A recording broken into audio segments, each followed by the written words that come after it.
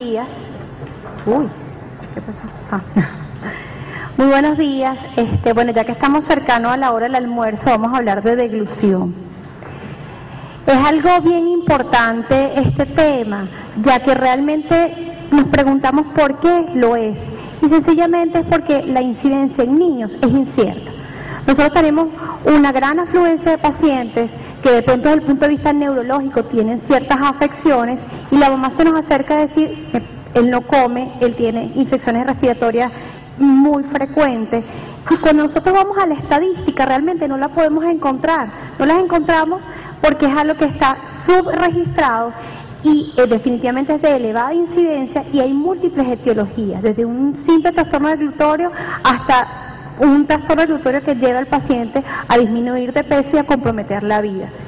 Está descrito que aproximadamente el 75% de este tipo de patologías va a comprometer el tiempo oral y faríngeo, y esto es realmente importante. Si nosotros vamos a hablar de trastornos de deglución, por supuesto necesitamos recordar rápidamente 4 fases y eventos que son importantes para el diagnóstico y determinación de qué tipo de fase estamos evaluando.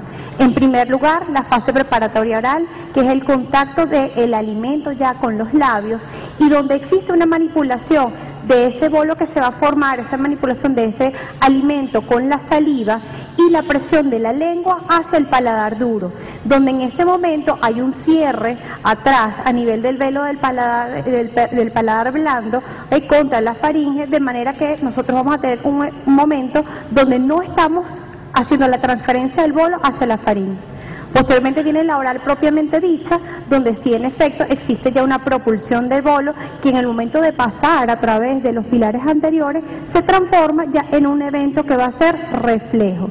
Y entramos a la fase faríngea, donde existen 5 eventos importantes, donde hay un cierre a nivel de rinofaringe por el velo del paladar, que establece un cierre para evitar reflujo nasal, donde existe un descenso de la base de la lengua para dirigir la comida hacia lo que va a ser los senos piriformes, el ascenso del hioides que ayuda al ascenso de la laringe y por supuesto una apertura del esfínter esofágico superior, que es cuando ya iniciaría la fase esofágica.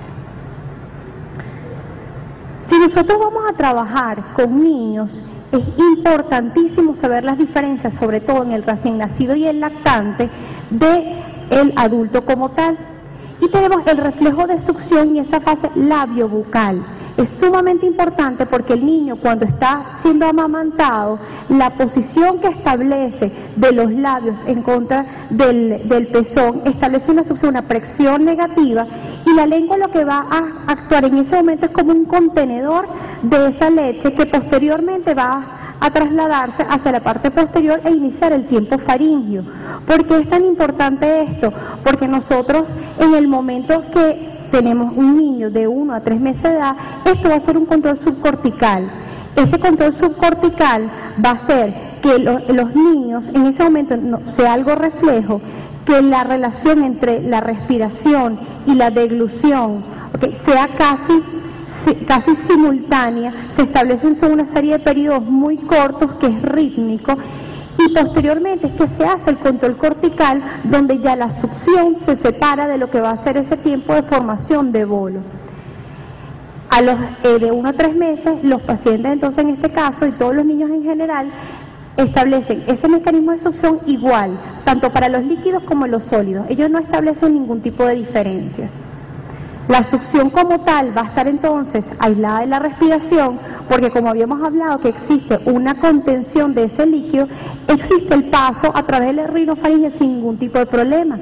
En el momento de la deglución existe esa ritmicidad con la respiración y por eso el paciente, en líneas generales normal, no debe tener ningún tipo de aspiración. Va a estar regulado por el tallo encefálico. Y al final, ese proceso de compresión y presión negativa es lo característico en este momento. Y es algo que nosotros necesitamos evaluar en un paciente que tiene trastornos de glutorios. La fase preparatoria oral comienza entonces a modificarse a medida que va pasando el tiempo. Tenemos un paciente ya de 4 a 6 meses que ya inicia la ingesta de sólidos, ya hay remoción posterior de la lengua, o sea, ya la lengua comienza a tener otro tipo de movilidad.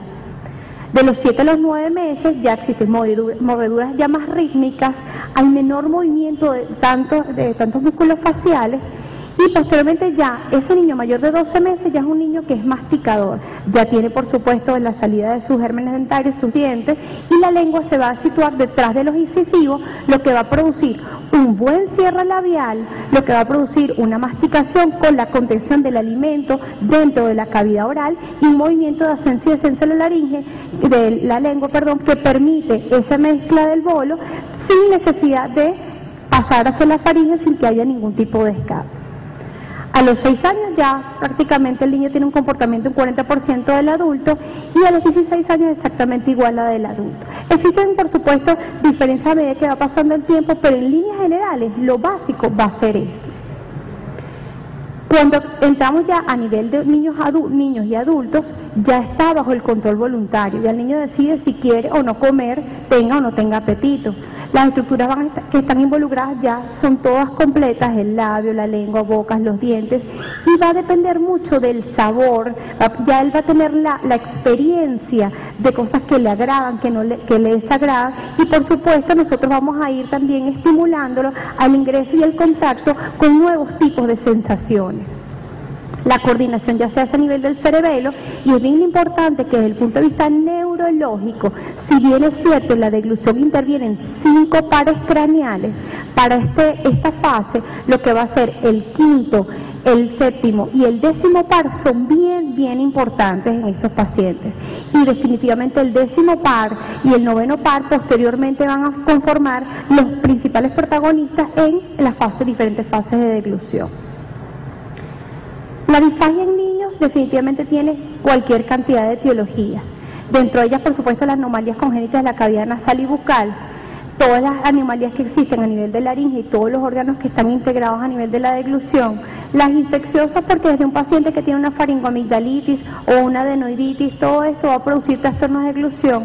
Pero sí quisiera llamarles la atención de los pacientes que tienen alteraciones sistémicas y sobre todo las neurológicas. En nuestro servicio en el Hospital JM de Los Ríos, nosotros vamos a decir que el 90%, les daremos definitivas de estadísticas cuando publiquemos nuestro trabajo, pero básicamente son 90% aproximado de pacientes que nos llegan con trastornos neurológicos que tienen trastornos deglutorios. Pueden ser trastornos neurológicos, neuromusculares y musculares.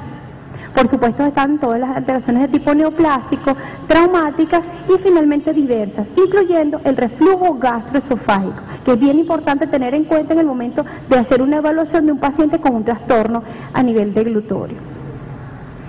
Encontramos entonces 3 tipos. Bueno, existen mucha cantidad de instrumental y de formas de evaluar la deglución, pero consideramos 3 instrumentales importantes que tenemos a nuestra disposición para realizar este tipo de diagnóstico. Uno de ellos es el nasofibrolaringoscopio. Tenemos entonces la posibilidad de utilizar la óptica y vamos a evaluar desde el punto de vista estructural.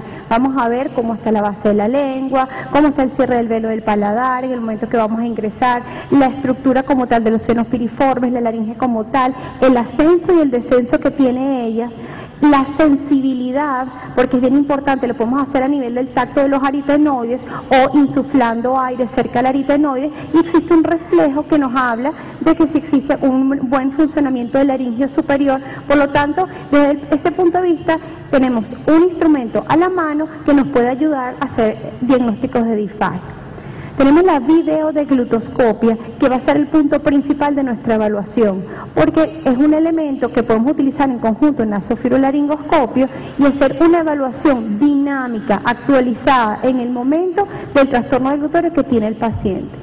Y por supuesto, tenemos además la videofluoroscopia, que si bien es cierto, nos permite una mayor evaluación de la fase oral, ya que el paciente está deglutiendo un alimento que va a estar contrastado con varios, sin necesidad de que otra persona esté de pronto administrando o sosteniéndolo, porque él va a estar bajo visión de radiológica, la posibilidad de hacer esa evaluación.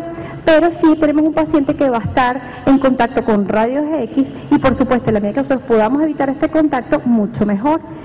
La videofluoroscopia y la videoglutoscopia, podemos decir que son complementarias y establecen un punto de muy buena evaluación un paciente que tenemos con trastorno de glutorio. Nosotros en nuestro hospital utilizamos la videodeglutoscopia en vista del desarrollo que hemos tenido, de la adquisición de la experiencia cerca